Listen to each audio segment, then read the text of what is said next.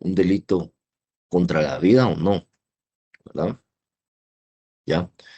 El tipo de autoría que se dio es una autoría directa, mediata, coparticipación, ¿sí? ¿Mm? Y se va a hacer el análisis de la posible pena a imponer para cada una de las personas involucradas, ¿verdad? Entonces, este análisis lo vamos a hacer de esa manera, de conformidad a la teoría del delito. Así es en resumen, el trabajo se tiene que desarrollar de conformidad a la teoría del delito completa em, el examen, ¿verdad? Entonces, eso sería el trabajo que se va a realizar y se va a entregar am, 3 días antes de, 3 días antes de finalizar. Vamos a ver. Tenemos esta clase y la siguiente. Vamos al calendario. Tenemos la de 23 y la tenemos del 30. Entonces vamos a entregar el trabajo el 30 para que vamos a entregar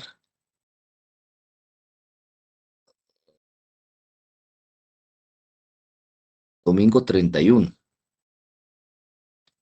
Domingo 31 para que dé tiempo a calificar, porque si como es individual, tengo que calificar 30 y tantos trabajos. Bueno, últimamente me han ingresado pocos alumnos, 22, 23, 25, 26 hay hoy. Entonces, lo vamos a dejar para el 31 para que tengan una semana completa. Si me permiten, voy a, voy a tratar de ubicar rapidito aquí el video para que lo adelanten en lo que se sube en la plataforma. Entonces se lo voy a poner aquí en el link ahorita en el, en el, en el chat para que ya lo tengan. Entonces, repito, tienen que desarrollar el análisis de conformidad con la teoría del delito del caso del odontólogo Martínez. ¿Ah? Tienen que verificar la verdad, como les he enseñado, ¿verdad? La teoría de la causalidad efectiva, ¿verdad? Que quiere decir desde qué punto partimos para empezar la investigación, ¿verdad? Referente a este caso. Se recordarán, la vez anterior vimos lo de la autoría del caso de Bonilla, entonces ahora vamos a ver el caso del odontólogo Martínez, ¿verdad?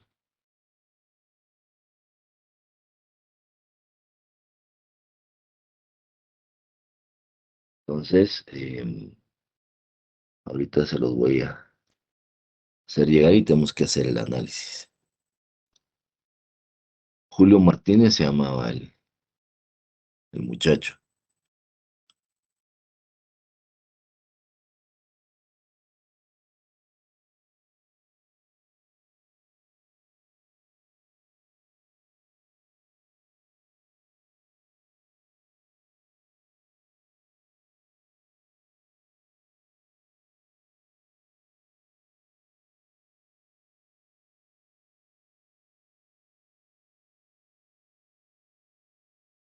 Ahorita les voy a ubicar.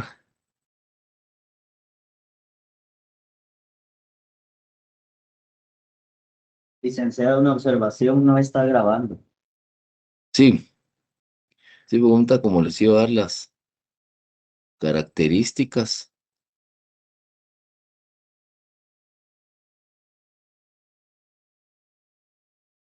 Entonces, les voy a dejar la versión corta porque hay dos versiones de este caso, pero ahorita les voy a dejar la versión corta.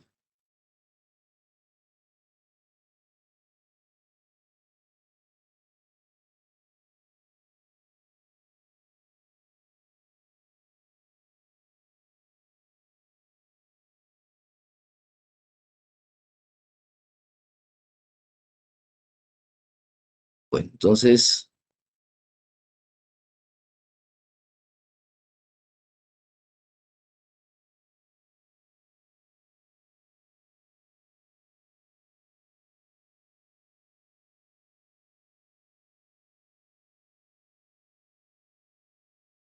está.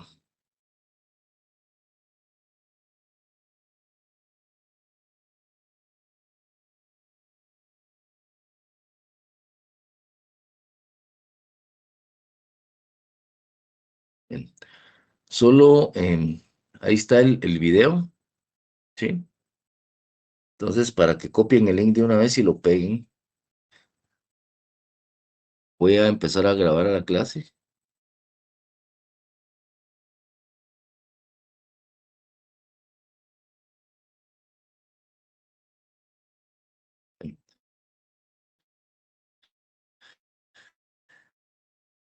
Buenos días, bienvenidos a la clase del 23 de mayo de 2026. Luis Fernando Hernández, docente. Ahí está el video. Entonces tiene que hacer el análisis completo de la teoría del delito sobre la teoría del delito sobre el caso Martínez. Desde los elementos del delito, la teoría del delito, causalidad efectiva, ¿verdad? ¿Desde dónde vamos a empezar a investigar, verdad?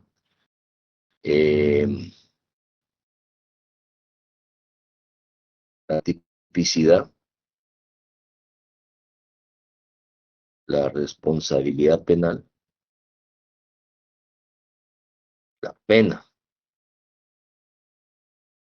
hasta ahí vamos a llegar. Ya tema de la ejecución, todo eso no vamos a ver, ¿verdad? Autoría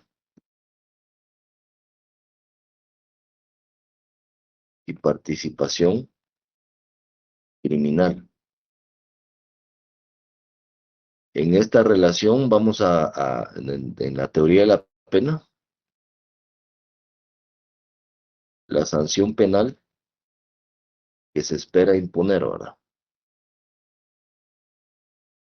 Entonces vamos a hacer así como hicimos en el caso de Bonilla, ir analizando, ir viendo qué vamos a establecer sobre esto.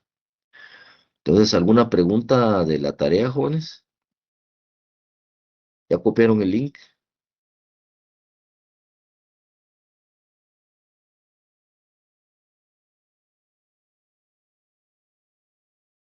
Repite ¿Podría alguna. mandar nuevamente el link? Disculpe. Empieza tus mañanas con un programa especial de Tai Chi en silla, Repita. enfocado en el desarrollo de la fuerza Entonces los mando muscular, otra vez. adaptado para hombres Ya mayores me de apareció el 60 link, años. perdón, Me estaban propuse cargando los mantenerme mensajes. fuerte. Va. De todas maneras, se los voy a postear nuevamente.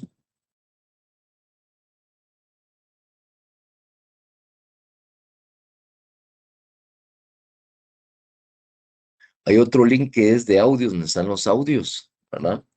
Entonces, no sé si quieren trabajar solo con este link o quieren el otro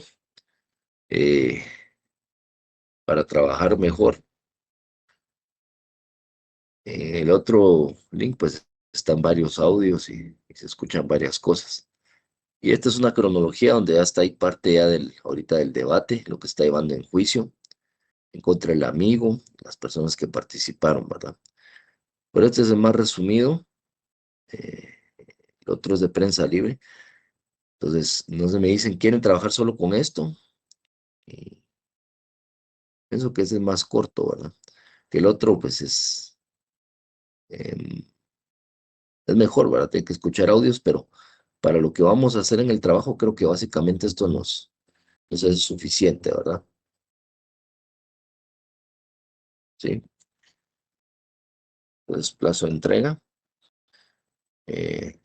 31 de mayo, 26, ¿sí? Valor 15 puntos. Ok. Entonces, espero ya tener su nota de lo que llevamos de los parciales. Probablemente martes, miércoles, para que vamos terminando y cerrando la clase.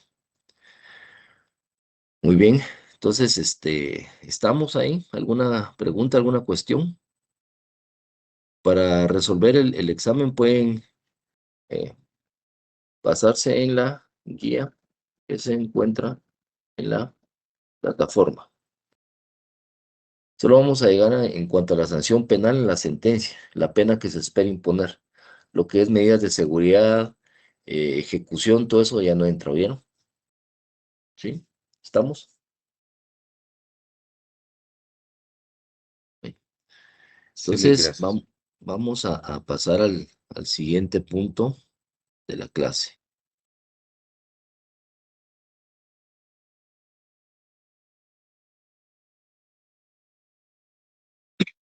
Mm.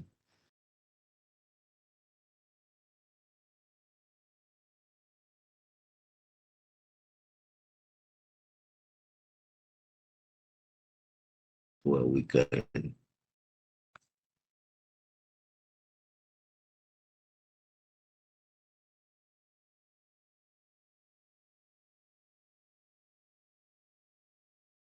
el documento.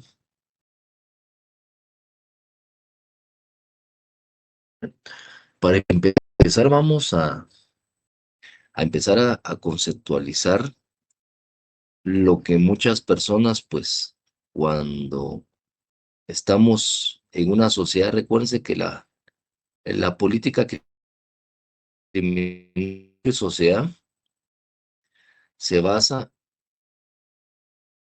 en constituir lo que denominamos paz social. Cuando existe una paz social relativa o relevante, hay temas como el derecho penal que surgen y que pues pasan a un segundo plano, porque el derecho penal se vuelve irrelevante. Se vuelve irrelevante, ¿por qué? Porque no afecta a la población, no afecta a la gente común, ¿verdad? Entonces, decimos, bueno,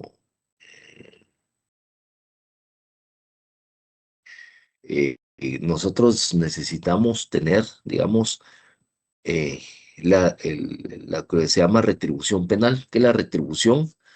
La retribución es eh, el derecho de la sociedad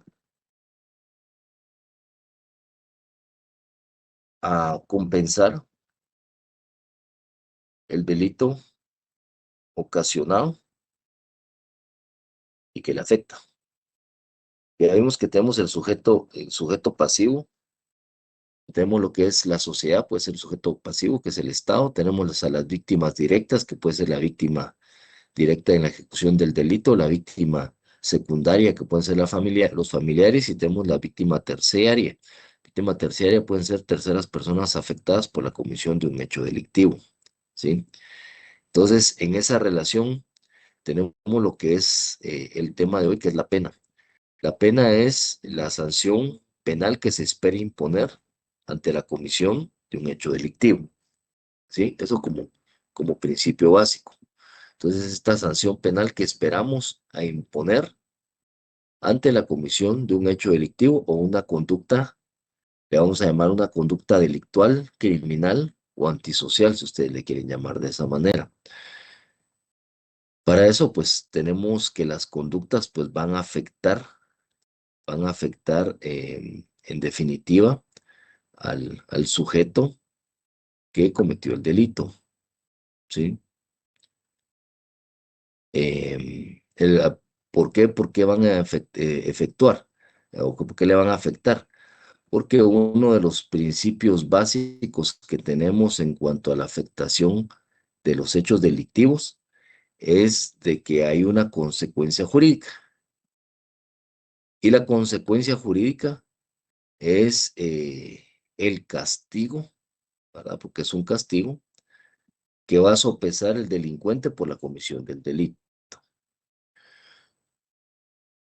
Esa introducción, pues tenemos que ver de que, no sé si visualizan ahí,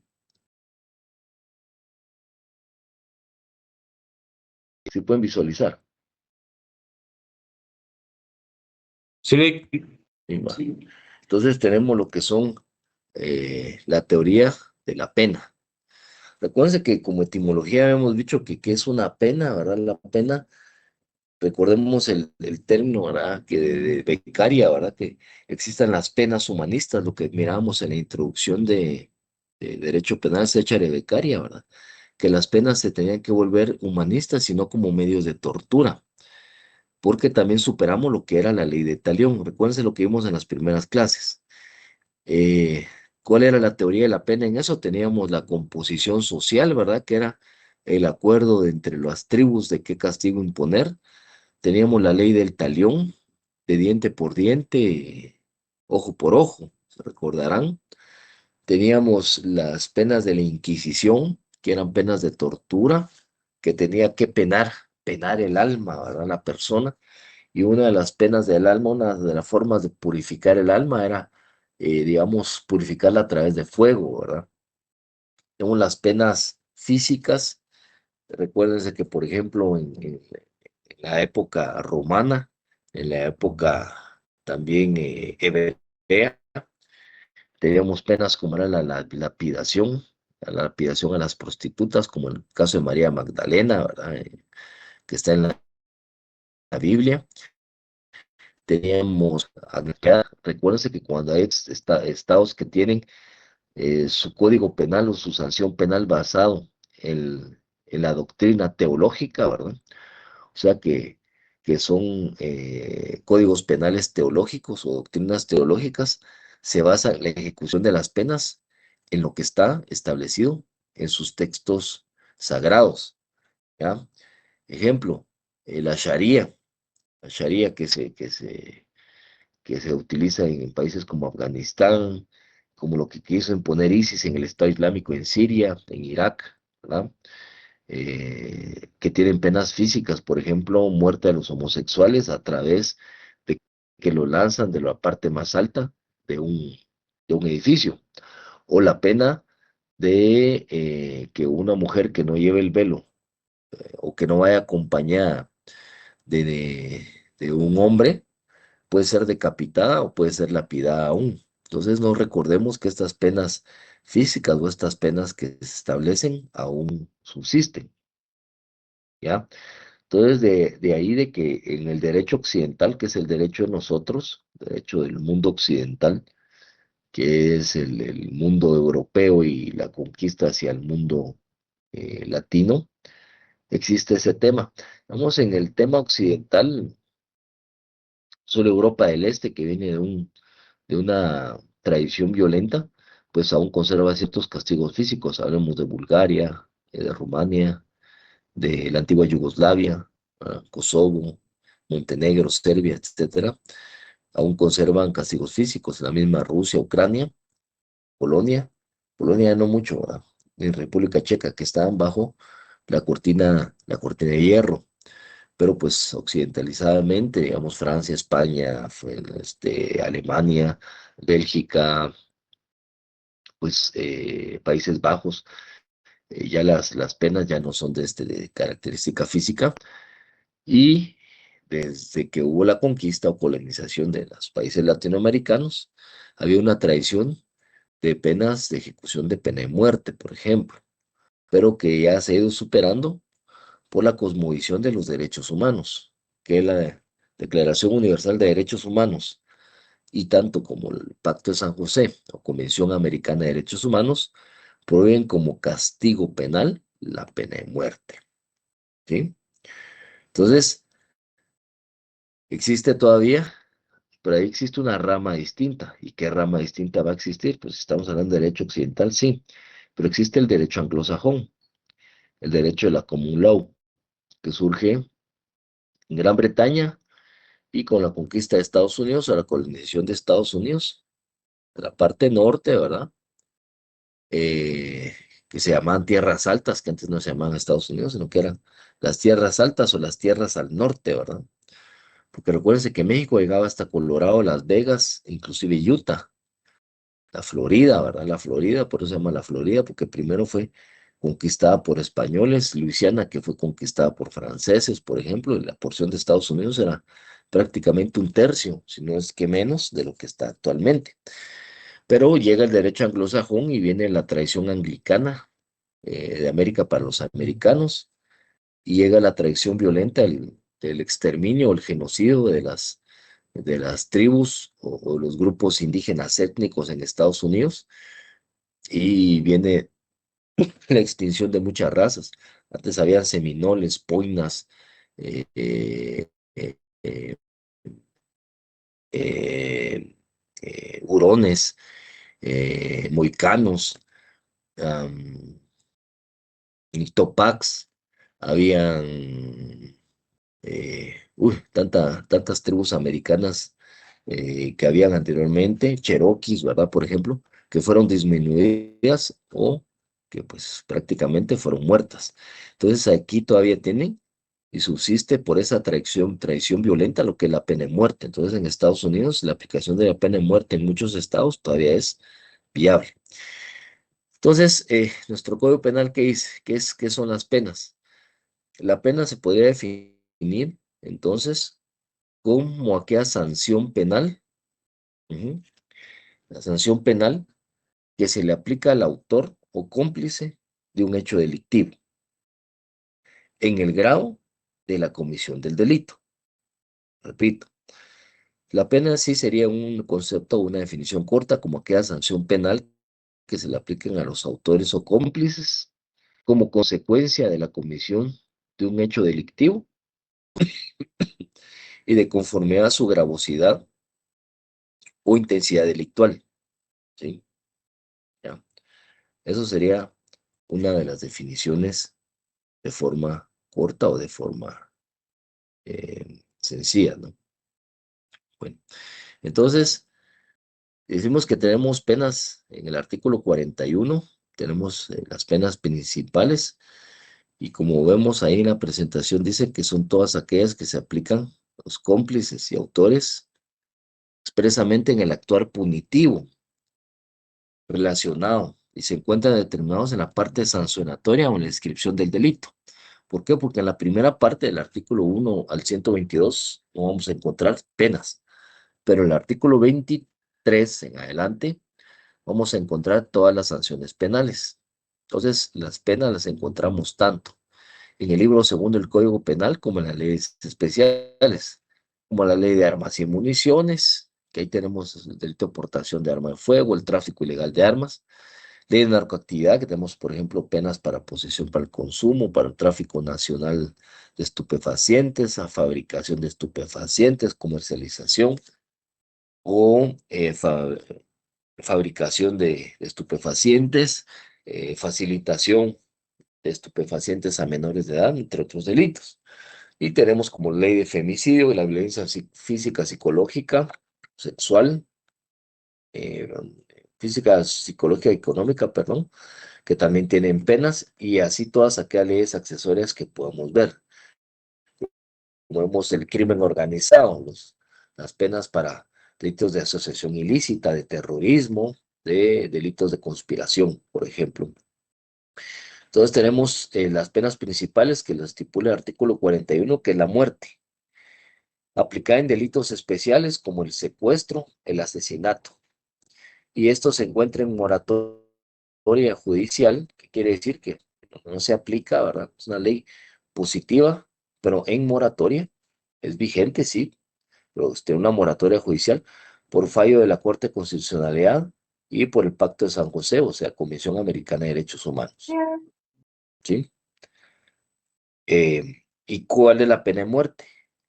La pena de muerte se detalla como aquella eliminación física de la persona que ha cometido el hecho delictivo por ser extremadamente grave o altamente grave para la sociedad. Y aquí entra el debate de la aplicación de pena de muerte. Vamos a verificarla ahorita y aquí de forma general les vamos a ir a lo específico. La pena de prisión es la privación del artículo 4 y 5 de la Constitución, ¿verdad? Que establece la libertad. Entonces, cuando decimos, bueno, ¿cuál es el bien más relevante o el bien más grande para una persona o qué significa para una persona este establecimiento de la prisión? Y dicen, bueno, es que la libertad es el bien más preciado. si una persona está en prisión, se le está coartando el bien más preciado.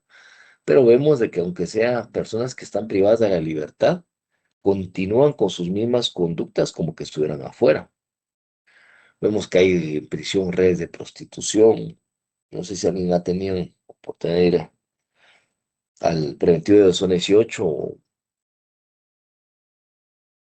a Pavón o a Canadá o a Cantel, ¿verdad? Yo he visitado esas 4 prisiones. Pues es un desorden, ¿verdad? Todos hacen todo lo que quieren. Entonces, lejos de ser centros correccionales o granjas modelo como se instituyó en los años 60 como granjas modelo, se constituyen pues como dicen muchas escuelas del crimen o donde siguen realizando actos ilícitos para poder sostenerse, ¿verdad? Tenemos la pena de arresto que ya vimos que se aplica únicamente a las faltas. Entonces, cuando se aplica una falta, tenemos lo que es el arresto, no tenemos lo que es la prisión. Y tenemos delitos penados solo con multa. Que la multa es aquella sanción económica que puede aplicarse ya sea independientemente porque el delito tengas únicamente el de la sanción de multa o se aplica junto con las penas principales y accesorias. Entonces, cuando tenemos penas principales, tenemos la de muerte, prisión, arresto y multa. Son las 4 penas más relevantes. Y tenemos lo que son todas aquellas penas accesorias. Y decimos, bueno, penas accesorias, porque hay penas accesorias. Entonces, sí hay penas accesorias porque son las que se aplican en conjunto con la pena principal y de conformidad a lo que señalan los delitos. La pena accesoria se puede aplicar tanto como lo señala el delito de forma concreta, y si no lo señala el delito de forma concreta, cuando se pide tanto por el Ministerio Público, se solicita por el Ministerio Público, la víctima o los querellantes adhesivos. Entonces, la pena principal va a ser la pena que se va a adoptar principalmente en relación a la persona, ya sea una multa, una prisión, que la general es la prisión, que la prisión puede ser inconmutable, o sea, que no se pueda pagar dinero, vamos a hablar con palabras sencillas, pagar dinero para salir de prisión o compensar en dinero para salir de prisión, o como conmutable, que es hasta 5 años, que es cuando la persona puede pagar una cantidad de dinero para poder salir de prisión. Entonces, cuando en una de las penas accesorias no esté determinado por delito, de conformidad con las circunstancias especiales del mismo, se pueden sancionar en la sentencia. Ahí establece la presentación a petición del Ministerio Público de las partes procesales. ¿Cuáles son las penas accesorias? Las penas accesorias son las que se aplican a veces para determinados grupos de sindicados o de personas que se encuentran en un proceso penal. Tenemos lo que es la inhabilitación absoluta. La inhabilitación absoluta se puede aplicar a cualquier persona que tenga un cargo público. Entonces se inhabilita absolutamente. ¿Qué quiere decir? Que ya no va a poder llevar a cabo, ¿verdad? Nuevamente la profesión u oficio que se tenga. ¿Ya? Ejemplos de eso. ¿Qué ejemplos de inhabilitación absoluta creen que hay? ¿Para qué grupos de personas? Aparte de los funcionarios públicos. Para los médicos, la mala praxis. Para los médicos, sí, correcto. Para ¿Quién los más? abogados, Para los abogados también.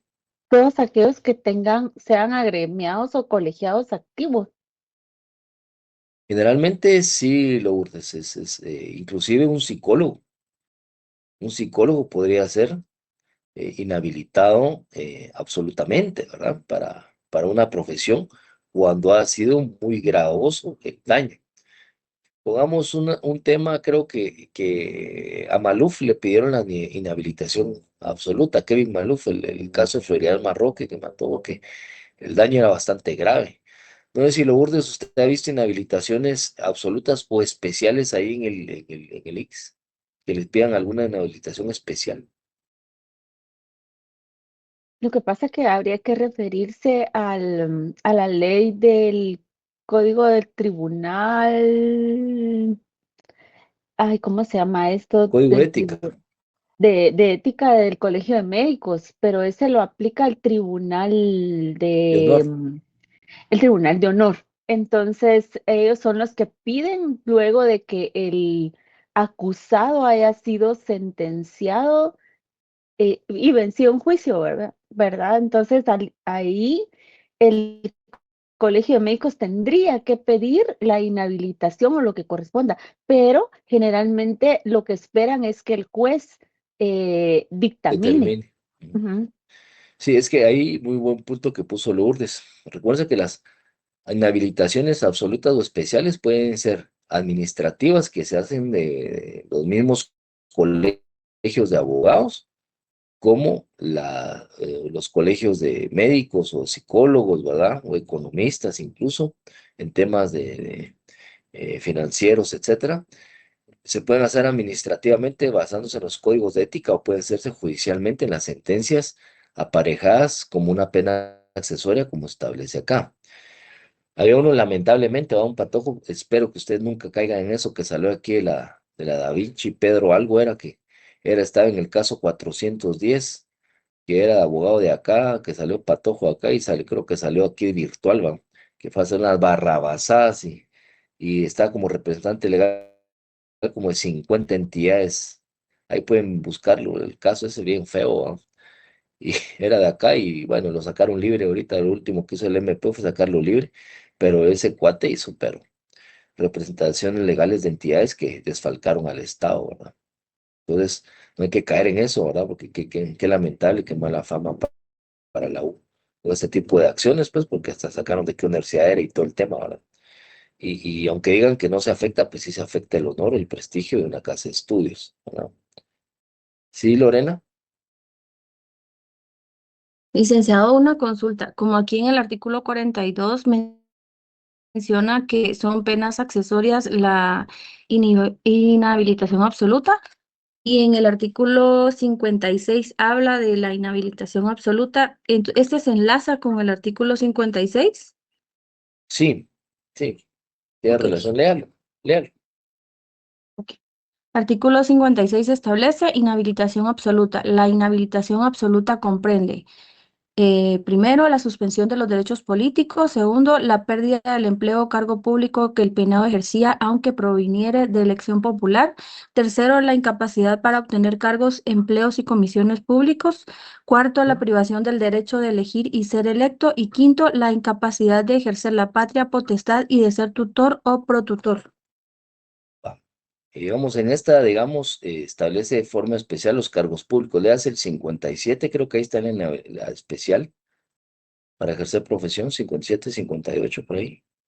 57, inhabilitación especial. La Ahí está. inhabilitación especial consistirá, según el caso, primero, en la imposición de alguna o algunas de las inhabilitaciones establecidas en los distintos incisos del artículo que antecede. Segundo, en la prohibición de ejercer una profesión o actividad cuyo ejercicio dependa de una autorización, licencia o habilitación. En los Ujú. delitos cuyo bien jurídico protegido sea la administración pública o la administración de justicia, la inhabilitación especial será la que corresponde a los incisos segundo y tercero del artículo que antecede. Cuando se trate de personas jurídicas, la inhabilitación especial consistirá en la incapacidad para contratar con el Estado. Entonces ahí tenemos de que esos dos artículos se conexan, ¿verdad? El 56 y 57, porque nos hablan de qué tipo de inhabilitaciones es. Lo que yo he visto en la aplicación, como estos artículos son tan ambiguos y no son específicos, digamos el 57 nos lleva al 56, yo lo entiendo que es por la temporalidad, y así es. Cuando es absoluta, es que es en definitiva que no se puede ejercer ninguno de los aspectos que se establecen allí. Cuando es especial, entiendo yo, y así creo que y así es generalmente la aplicación, es cuando es por temporalidad. Es decir, por ejemplo, se le inhabilita a Oriana Medrano por haber falsificado una escritura, digamos. Se le inhabilita por 2 años en el ejercicio del notariado. Yo he visto notarios que les han hecho inhabilitaciones especiales, ¿verdad? Temporales, que no pueden ejercer notariado por un tiempo, 2 o 3 años, pero siguen como abogados, ¿verdad? Porque solo se les inhabilitó como notarios. Yo he visto así un montón, que han hecho escrituras falsas, se les inhabilitó para notarios, o hay inclusive los casos de estos de aquel caso, ¿cómo se llamaba? Topacio, que era una red de notarios que inclusive mandaban a matar a las personas y le robaban las propiedades. Es un caso bien feo, ¿verdad? Creo que a dos les pusieron inhabilitación absoluta para la carrera del notariado y otros inhabilitación especial. Absoluta es de que ya no puede, ¿verdad? Prácticamente. Es absoluta, es definitiva. Sí, Irma Castañeda, no sé si iba a decir algo. Perdón, licenciado, es que tengo mal internet y todo se me está como moviendo, se me está bloqueando, se me está activando todo. Ah, bueno, pues no iba a decir nada,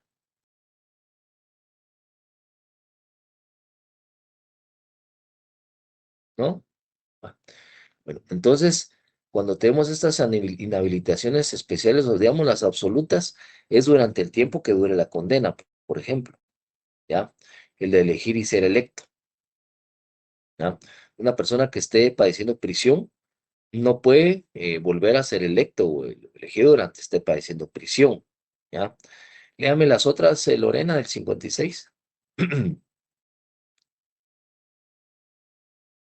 El artículo 56, Sí, eh, los la, numerales. la privación del derecho de elegir ser electo. Ajá, vale, Después de esa dice la incapacidad de ejercer la patria potestad y ser tutor o protutor. Dos, la patria potestad es, por ejemplo, en delitos especiales. Imagínense que yo cometo un delito de maltrato infantil, maltrato a menores de edad, se llama el código, ¿verdad? Y pues ahí dice, como pena accesoria, se le quita el derecho de la patria potestad o la guardia y custodia, como aquellos delitos de maltrato que han visto de los papás que le pegan a los niños. Entonces, una pena accesoria va a ser esa. Lo lamentable es eso, que de todas maneras el cuidado se va para el Estado, se va para la PGN y se va para la Secretaría de Bienestar Social. Y ahí ya vieron de que pasan casos como lo del hogar seguro, ¿verdad? Que lejos de ser beneficioso para los niños resulta perjudicial, ¿verdad? Entonces, se da ese tipo de situaciones. Otra, o la otra, tercera, Las mencionadas, la que había mencionado primero era la privación del derecho a elegir y ser sí. electo, es el 4, y el que leí posteriormente era el número 5. La primera es la suspensión de los derechos políticos. La Ujú. segunda, la pérdida del empleo o cargo público. Perdemos una pausa. La Ok. número 1, suspensión de derechos políticos. ¿A qué se refiere esa? Me imagino que a no poder ser electo para algún cargo público. Ujú. Sí, también va aparejada con la cuarta, ¿verdad? A elegir y ser electo. Todos los derechos políticos que se puedan tener. Inclusive los derechos políticos pueden ser, estar inscrito en el registro de ciudadanos, ¿verdad? Para elegir y ser electo también, ¿verdad? Esos son temas de derechos políticos siempre. Formar partidos políticos, ¿verdad? Ser parte de comités de formación para, para tanto con partidos políticos como para, ¿cómo se llaman los otros? Estos comités, como comités políticos, ¿verdad? Que se tiran para alcaldías, cosas como esas, ¿verdad? ¿Qué más tenemos? Segundo Ah, dice la sí. pérdida del empleo o cargo público que el penado ejercía, aunque proviniere de elección popular. Ah, entonces la pena de cargo público es cuando en la pena le dicen, bueno, usted le queda prohibido ya no volver a tener cargos con el Estado.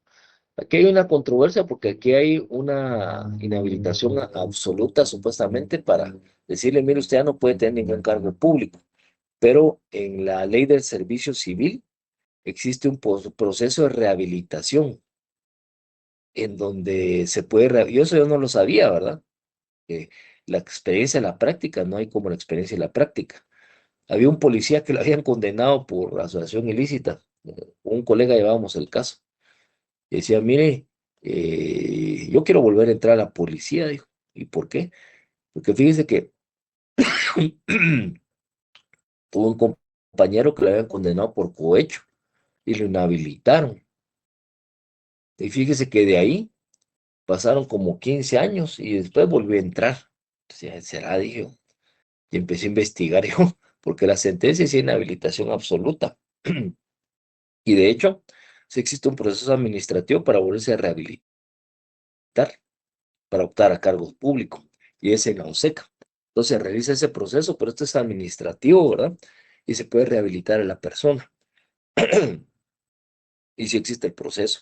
Entonces, como le digo, estos artículos, como son tan ambiguos, son del año 72 del Código Penal, hay unos que ya tienen sus matices o sus anexos, ¿verdad? Que se dan este tipo de casos, como les estoy mencionando, o como los de los colegios profesionales, que generalmente a veces cuando es así no esperan, sino que solo no lo hacen administrativamente ellos mismos, sino que esperan a que alguien accione para las inhabilitaciones.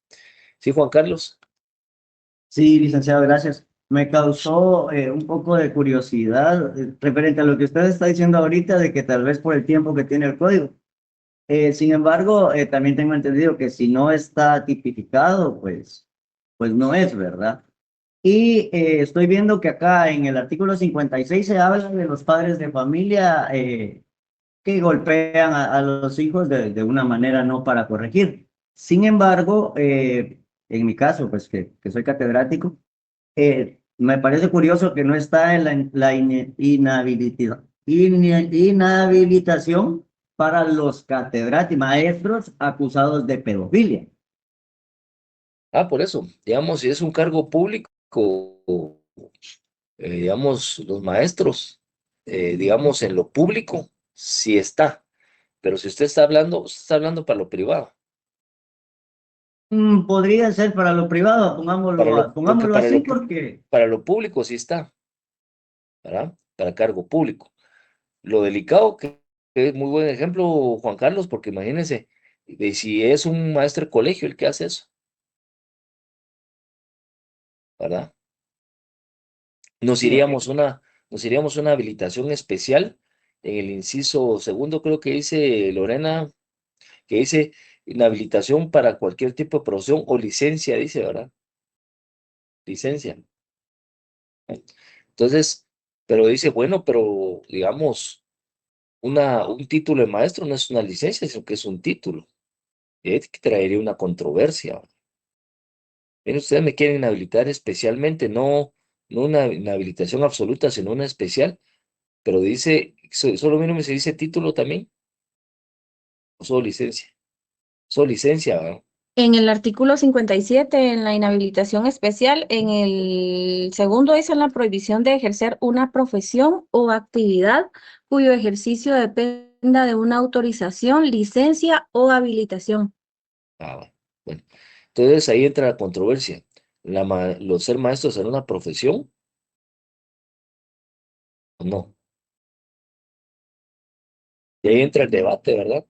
Tú puedes decirme, yo soy carpintero, mi profesión es carpintero.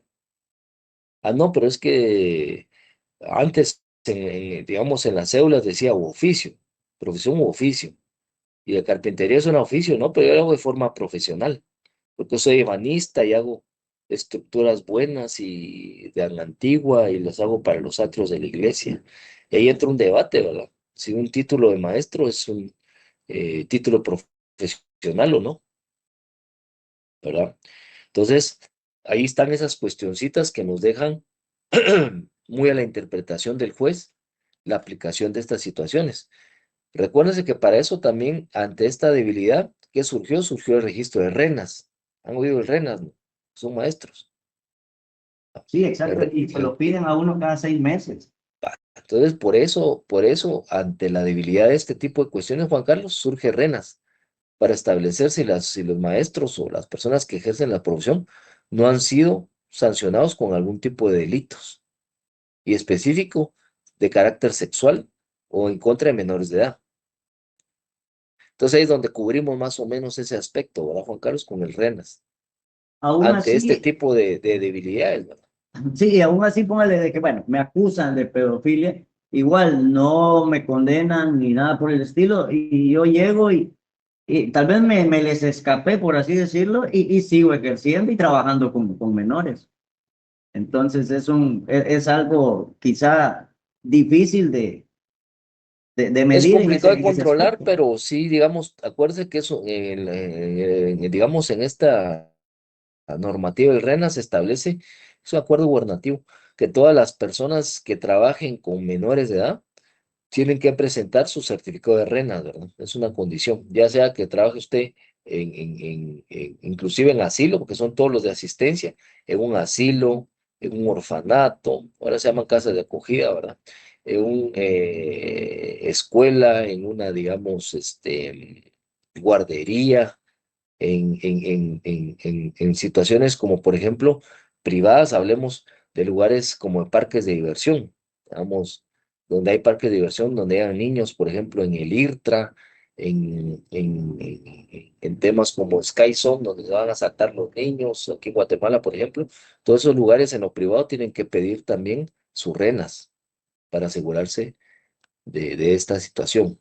No es total, porque un pedófilo lo puede encontrar en cualquier lugar, Juan Carlos. Bueno, vamos a seguir aquí rapidito para terminar el tema. Vamos a ver. Bueno, ahí viene el comiso. Casi todos estos artículos tienen sus artículos relacionados, oye Lorena. El comiso es la pérdida de los objetos e instrumentos del delito, es decir, por ejemplo, es a favor del Estado. Entonces, el comiso es perder a favor del Estado los objetos e instrumentos del delito. La gente dice decomiso, es que le decomisaron, dice. Era que el gobierno le decomisó, dice. Utilizamos el anteponente del decomiso, dice la gente, pero la palabra técnica legal es comiso, ¿oyeron? Comiso, no es decomisó. Entonces es comiso, entonces decomisó es el que se usa en el argot popular, pero el comiso es la palabra técnica. Por ejemplo, cuando agarran aquellas cantidades de dinero, ¿verdad? Que llevan $2 millones en un fondo de un pick-up.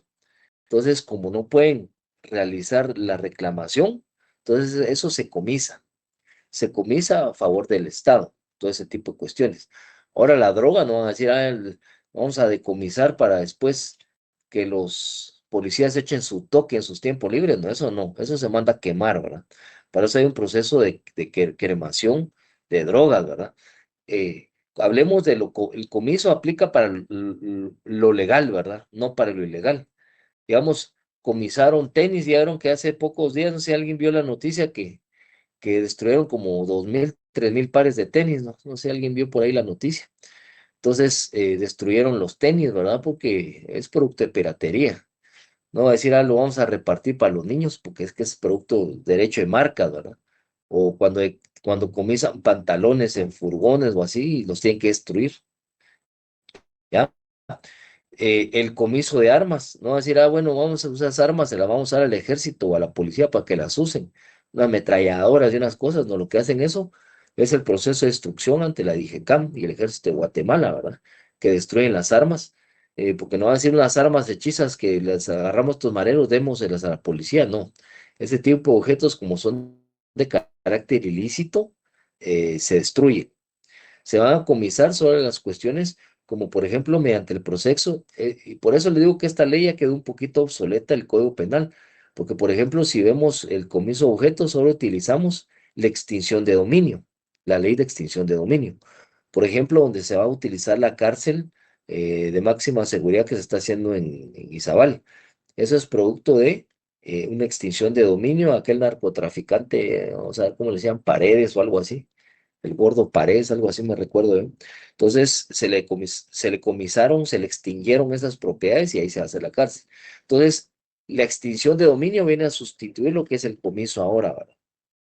Y eso tómenlo nota, porque es muy importante, que ahora generalmente se utiliza extinción de dominio, se utiliza la ley de extinción de dominio para extinguir todos aquellos bienes producto de hechos delictivos. ¿Qué pasó con esta Feci de Curruchiche? Que gracias a Dios, jóvenes, ya se dio ese cambio, que es nefasto para Guatemala eso. Se había comisado propiedades a Valdizón, a Sinibaldi, por ejemplo, donde funcionaba la alerta Alba Kenneth y Isabel Claudine en zona 8. Invirtió PGN y la PNC en el edificio, hicieron el gran edificio y le invirtieron plata y todo, y se lo devolvieron a Sinibaldi, ¿verdad? Y yo, de hecho, yo tengo una amiga cercana que trabajaba directamente con el tema este, porque está en la fiscalía, está en la Secretaría de Extinción de Dominio. Cuando le fueron a devolver a Sinibaldi de forma burlesca, ¿verdad? Eso es lo que duele a ustedes, ese tipo de tan descarado de conductas en la sociedad de criminales, ¿verdad? Que eso no son otra cosa, ¿verdad? Se burló, dijo, qué bueno que les presté esta propiedad bonita, me la dejaron, ¿verdad? Porque le invirtieron seccionar y instalaciones eléctricas nuevas y toda esta propiedad de la zona 8, ¿verdad? Y le tuvieron que devolver la propiedad por un orden de juez de extinción de dominio. Recuérdense que quitaron a Maco Villeda, que es ahorita ministro de Gobernación, en ese puesto y pusieron a esta persona, ¿verdad? Entonces, lamentable ese tipo de cuestiones, ¿verdad? Ustedes, pero se dan, ¿verdad? Entonces, em, el comiso, pues ahora prácticamente se utiliza la ley de extinción de dominio. El 4 es la expulsión de extranjeros en territorio nacional. Creo que esta no es tan, entrar tan a hondo a verla, ¿verdad? Pero es cuando hay un extranjero que se le condena aquí en Guatemala, una de las penas accesorias, el juez puede imponer, bueno, se ordena la expulsión inmediata del extranjero del territorio nacional y se regresa a su país, ¿verdad? Hablemos que un español comete un delito acá, o de hecho, había un español que le estaban pidiendo la extradición, español-venezolano que cometió homicidio en España, pero ese es por extradición. No confundamos extradición como una pena accesoria. Una pena viene, por ejemplo, había un colombiano, un portero que le decían el Mono Mena, que estuvo preso por delitos de narcotráfico. Al cumplir su condena en Guatemala, inmediatamente al cumplirla, se ordena la expulsión del territorio nacional. Aquí viene aparejado también el pago de costas y gastos procesales. En la pena accesoria también se puede determinar el pago de costas y gastos procesales. ¿Qué es el pago de costas y gastos procesales? Lo que gastaron las partes para la defensa en este caso. En resumen, el pago de costas es el pago de los abogados, pues. Ese es el pago de las costas, ¿no? No de Costa Rica ni de las costas de la playa, no. Pago de costas es el pago de los gastos judiciales que se realicen en honorarios profesionales de los abogados o de las personas que intervienen. Por ejemplo, yo utilicé un perito y tuve que pagar un perito, un médico forense. Entonces puedo pedir el pago de esas costas como parte querellante adhesiva, como parte agraviada. Publicación de la sentencia. Esta publicación de la sentencia yo la pedía mucho en RENAP, en temas de, en temas de, de condenas por supresión y alteración del estado civil de las personas. Porque son unas redes ahí, ustedes, tremendas ahí en RENAP, las mafias que no se acaban. Yo fui mandatario ahí, estuve trabajando en la Dirección de Asuntos Internos ahí. Entonces, en mi sentencia yo le pedí al juez que la publicación de sentencia y la publicación, para no pedirle en un diario de mayor circulación, la pedía que se autorizara la publicación de sentencia en las páginas oficiales de RENAP para publicar las sentencias que se habían obtenido en ese entonces. Y de hecho, ahí están posteadas algunas de las sentencias, aún que yo mandé a publicar que pedí publicar en 2013, 14 y 15. Después ya no lo hicieron, tengo entendido, ¿verdad? Pero la publicación de la sentencia es como una sentencia a una pena accesoria moral, ¿verdad? En donde se indica, bueno, esta persona se le condenó por X o Y delito. A mi criterio, por ejemplo, ese tema de que la presunción de inocencia llegan, que por ejemplo, solo agarraron a José N. o a Luis J. o a Pedro H., ¿verdad?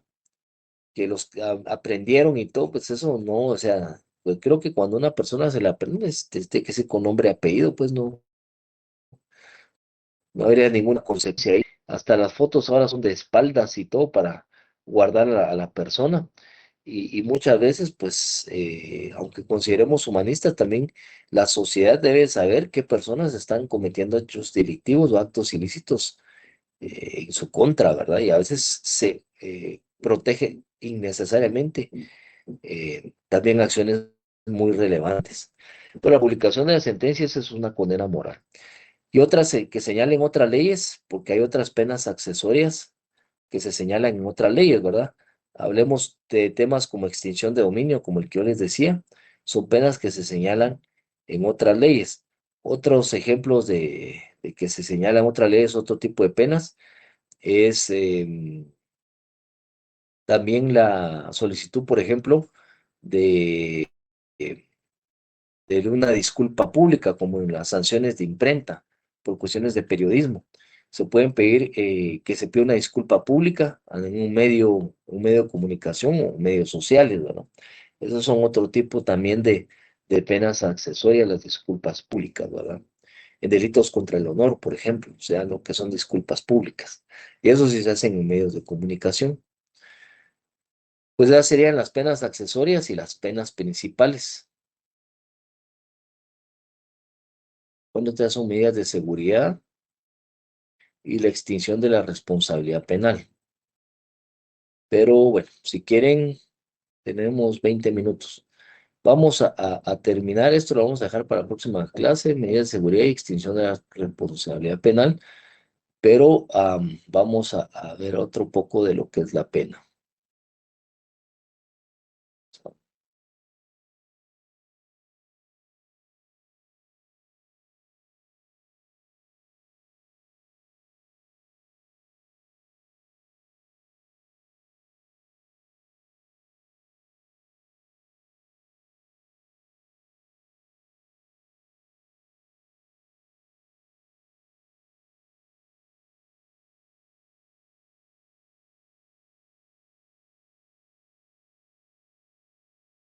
Vamos a ver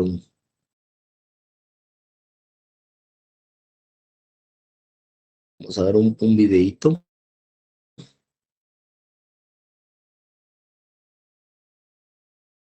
Pues vamos a entrar al debate de lo que establece nuestro artículo 18 de del código, del código de la Constitución Política de la República de Guatemala. Pero permítanme, antes de entrar a ese debate, vamos a poner esto. Solo me chance.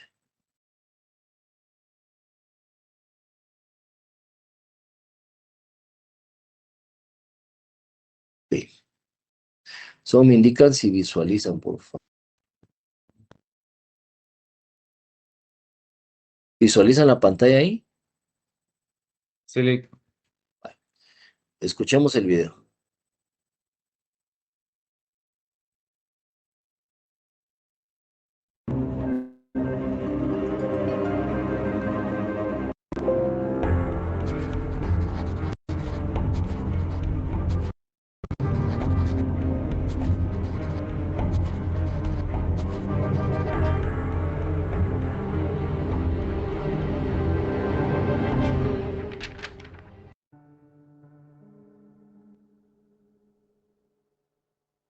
El origen de la pena de muerte se remonta a los orígenes de la misma sociedad humana, y es que esta práctica legal lleva miles de años utilizándose como una forma de castigar a las personas que violaban la ley.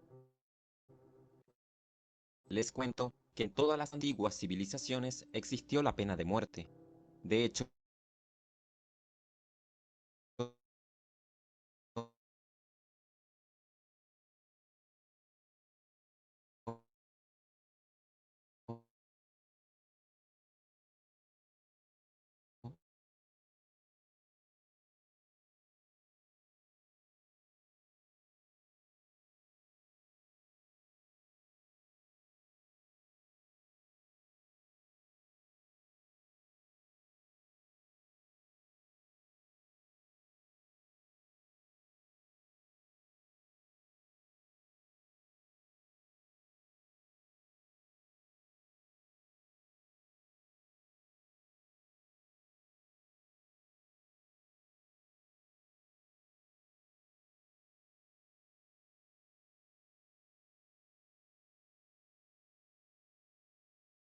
Lick, no sé si soy yo, pero no escucho. Sí. Sí, ya no se escuchó.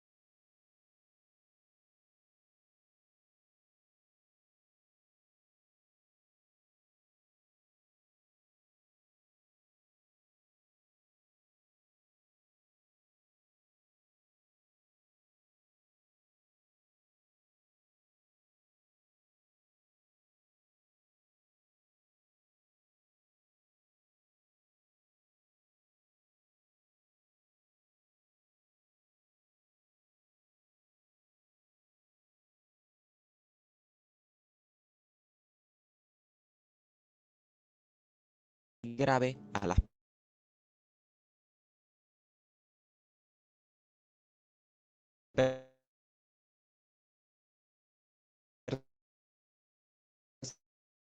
personas se las quemaba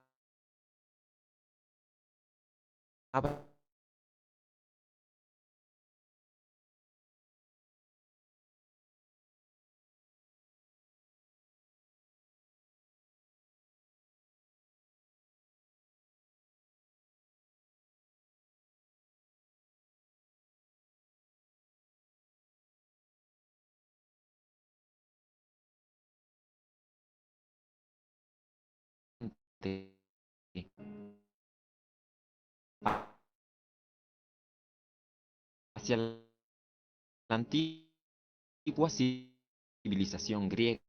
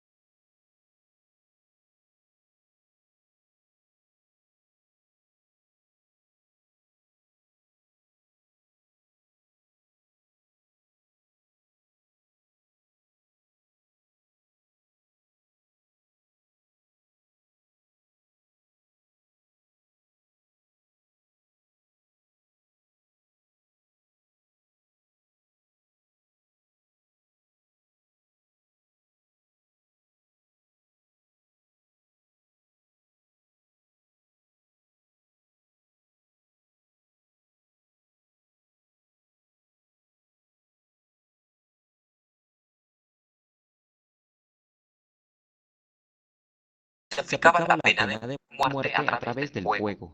En los siguientes siglos, la pena de muerte se aplicaba de forma diferente dependiendo si la persona era un campesino o un noble. Además, con la aparición de las armas de fuego, los reos militares fueron condenados a morir fusilados. Por otro lado, en la América colonial se realizaron ejecuciones en formas muy crueles en contra de las personas que se rebelaban contra el gobierno. Un ejemplo de ello fue la ejecución de Tupac Amaru. Estas las realizaban en las plazas, de manera de que todos se enterasen de ellas y así intentaban provocar miedo y evitar cualquier tipo de revuelta popular. Ahora nos trasladamos a finales del siglo XVIII, cuando sucedió la Revolución Francesa. Allí, los revolucionarios franceses aplicaron la pena de muerte tanto a los delincuentes comunes como a los presos políticos. Para ello, elaboraron un instrumento que conoceremos con el nombre de guillotina. Este instrumento permitía realizar ejecuciones de forma muy rápida, de manera que la persona condenada sentía el menor dolor posible. La Revolución Francesa hizo a las personas iguales ante la ley, pero también las hizo iguales ante la muerte, pues los franceses eliminaron las distinciones sociales que existían y aplicaron la pena de muerte a todos por igual. A lo largo del siglo XIX, al igual que en Francia, en el resto de Europa y América, se eliminaron las distinciones a la hora de aplicar la pena capital.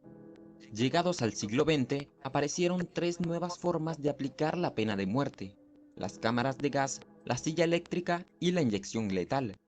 Sin embargo, luego de las innumerables víctimas que dejó la Primera y la Segunda Guerra Mundial, se formaron organizaciones internacionales que comenzaron a velar por el respeto de los derechos humanos en el mundo. Para ellos, la pena de muerte atentaba contra el derecho a la vida. Es por eso que cada vez más países decidirán abolir esta pena. De hecho, al día de hoy existen 142 países que ya han abolido la pena capital, mientras que en otros 5 estados se sigue utilizando. Y este fue un breve repaso sobre cómo ha evolucionado la polémica pena de muerte a lo largo de la historia occidental.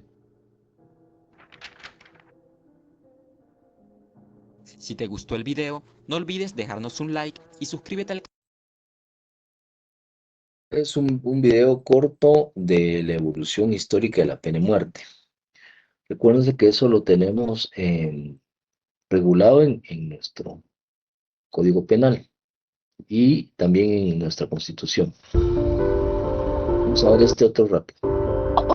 Ojo por ojo, diente por diente. La pena capital vuelve a aparecer sobre la mesa. Cada año, centenares de personas son ejecutadas en diferentes países, mientras miles de reos esperan en este momento en el corredor de la muerte.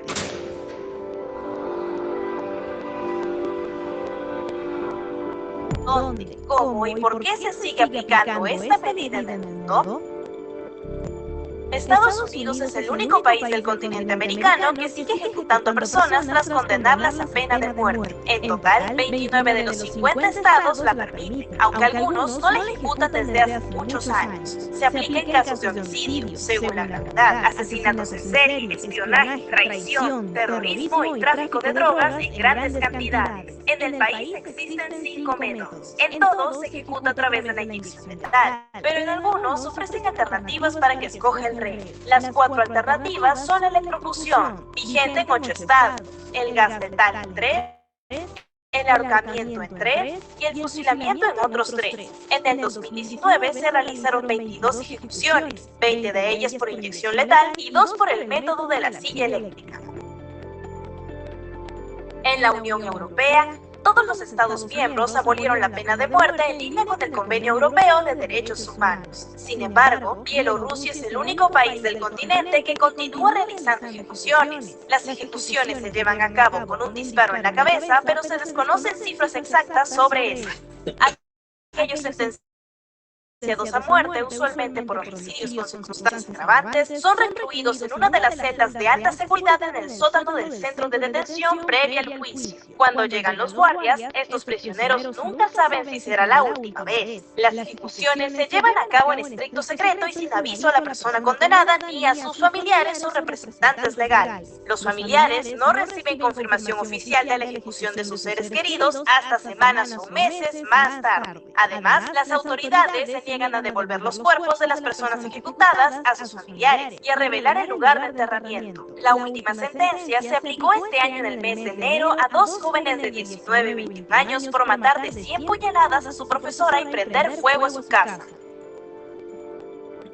Asia es uno de los continentes con mayor aplicación de la pena de muerte. China no es solo el mayor ejecutor de este continente, sino del planeta. Se desconocen cifras exactas, pues las ejecuciones son secretos de Estado. Sin embargo, estas se cuentan por miles según Amnistía Internacional. Según esta institución, China es uno de los países en el que muchas de las condenas a muerte emitidas se basan en confesiones obtenidas mediante tortura. Actualmente, China utiliza dos métodos de ejecución. El más común es el fusilamiento, que consiste en un único disparo con un fusil de asalto con una bala de punta hueca en la cabeza. La inyección letal comenzó a ser usada en 1997. La opinión pública de China piensa que la inyección es la manera más fácil para el condenado de morir. Según Amnistía Internacional, después de China, Irán, Arabia Saudí, Vietnam e Irak son los países con mayores ejecuciones en el mundo. Japón es otro país asiático que también contempla la pena de muerte. Los presos suelen estar en el corredor de la muerte entre 5 y 7 años, aunque una cuarta parte de los presos han estado en el corredor de la muerte durante más de 10 años. La pena de muerte se lleva a cabo en una cámara de ejecución especial donde el preso terminará colgado. Un punto muy importante y motivo de quejas internacionales ocurre cuando se ha emitido una orden de ejecución. El preso condenado lo sabe únicamente horas antes de su muerte. Entonces, tiene la posibilidad de elegir la última comida. La familia y los representantes legales del preso, y también el público en general, son informados cuando ya ha sido ejecutado. Por cierto, el método de ahorcamiento es a través de una cuerda larga que provoca una muerte rápida por fractura de cuello. En la actualidad, más de la mitad de los países del mundo ha abolido totalmente la pena de muerte. ¿Crees que en el Perú se debería aplicar? Y si es así, ¿bajo qué delito se daría esta medida?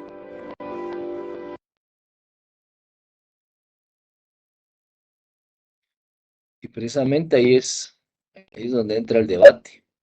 ¿Creen ustedes que en Guatemala se puede aplicar, se debe aplicar? ¿O no? ¿O es inhumana? ¿O se puede aplicar Debería para de delitos poderse, eminentemente graves? debería de Ustedes poderse, pro pena de pienso. muerte, María Eugenia. Sí, yo sí. ¿Otra opinión? Doctor Hugo.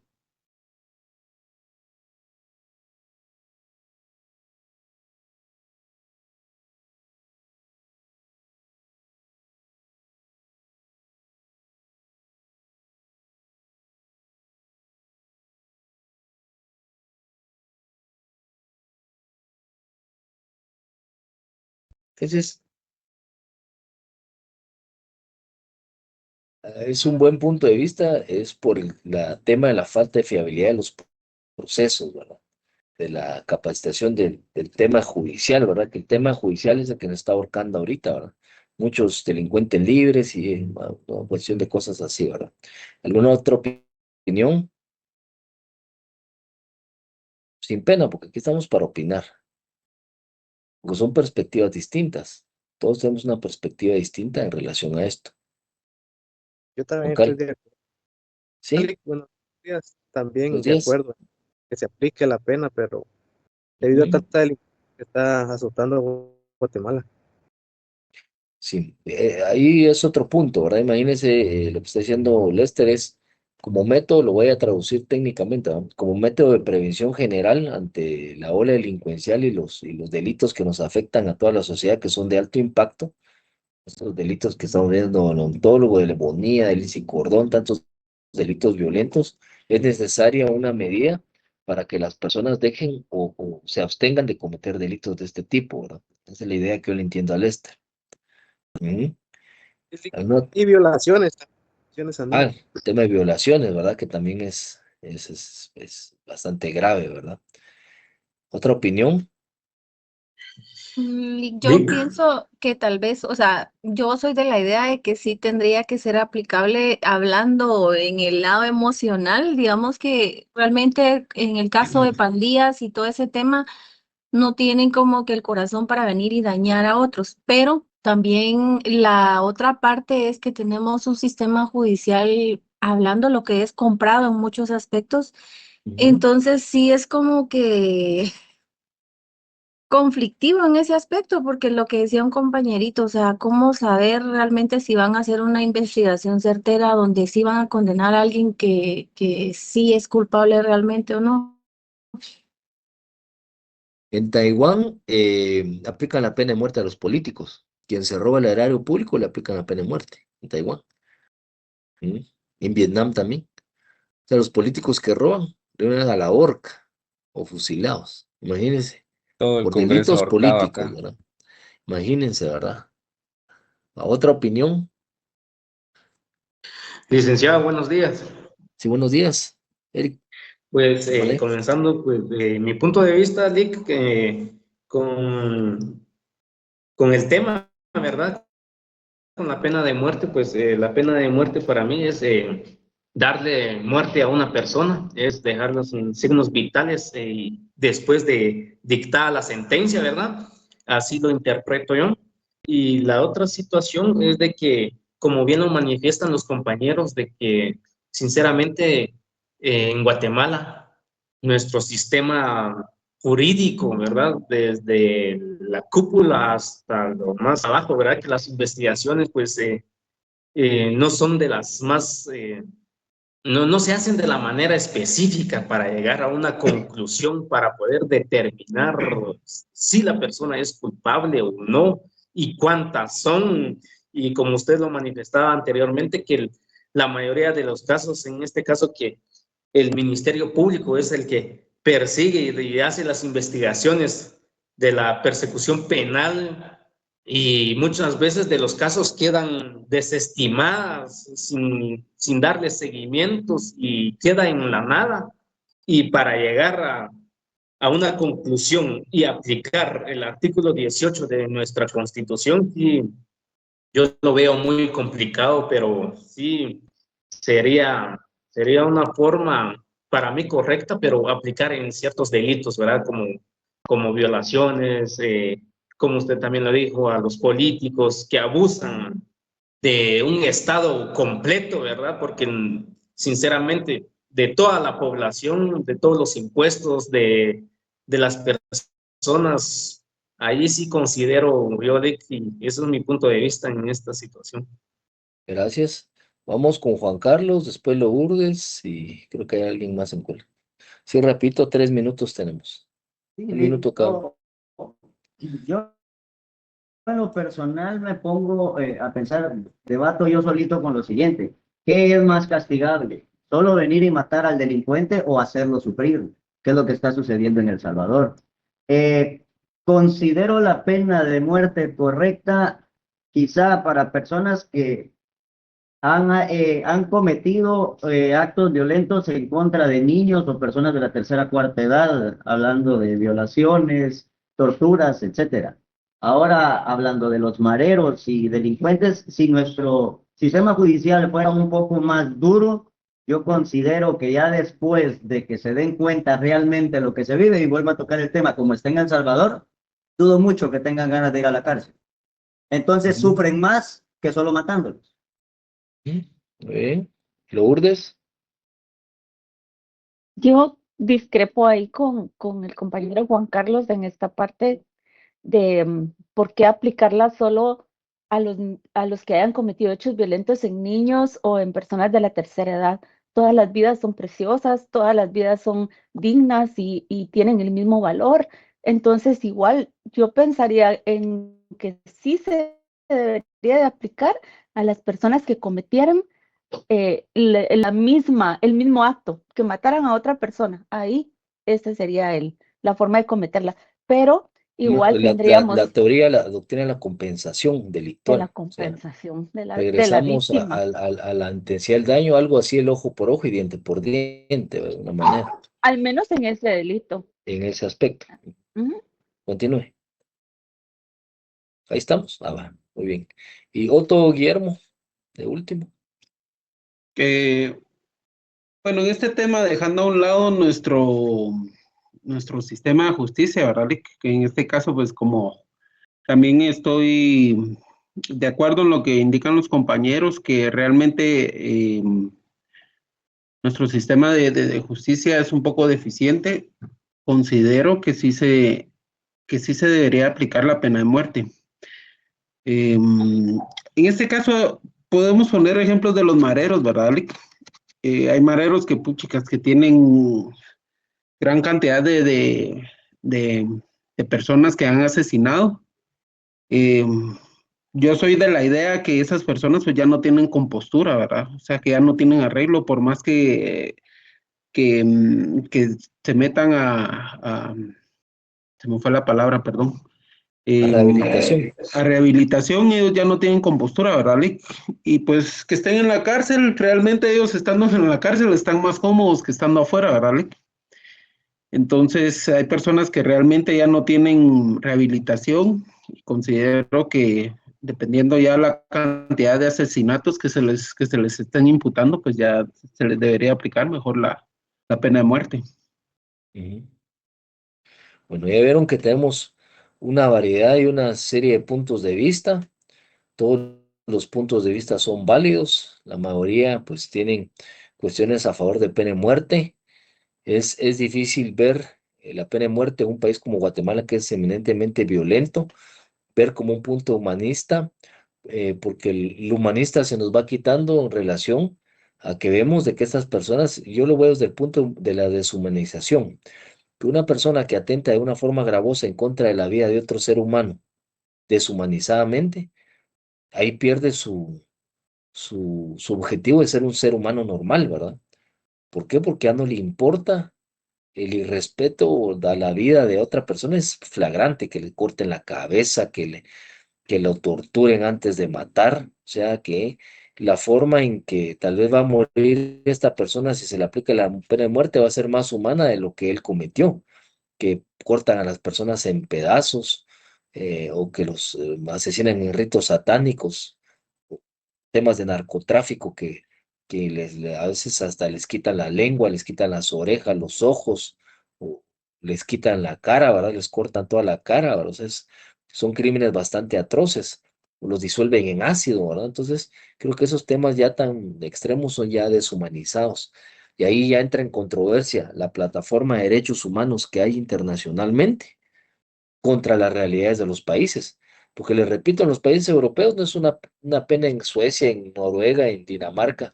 Ah, miren que van a matar a una persona que hay un marero o algo así. No, no es esa la pena de ellos. Entonces, cuando hay paz social, todos tienen trabajo, todos tienen acceso a la educación, al deporte, a la recreación, educación. No se preocupan por derecho penal. Pero aquí cada vez que salimos a la calle mirando para todos lados se nos va a pasar algo, ¿no? Si nos van a asaltar. Yo inclusive estaba ayer en un parque de diversiones con mi hijo y había unos señores en una mesa que tenían su álbum y fueron a ver a su hijo, se agarraron su álbum del mundial y se pararon con el álbum, para ir a ver a su hijo. O sea que hasta esa desconfianza hay de que les va a robar hasta un álbum del mundial a la gente.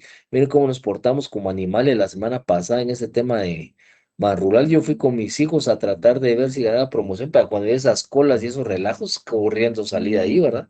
Imagínense, ¿y en qué terminó? ¿Verdad que no me quedé? O sea, somos salvajes, pues, somos sociedades de salvajes, ¿verdad?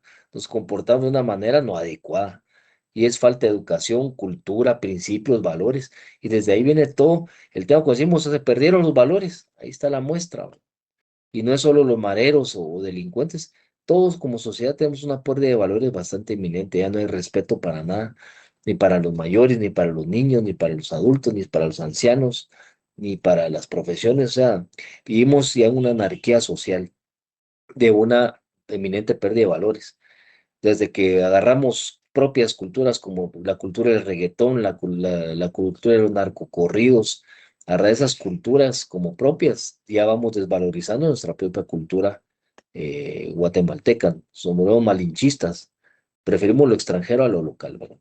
Entonces yo creo que ya por aquí la dejamos porque ya su profesor los debe estar esperando en la otra plataforma. Nos vemos el otro fin de semana.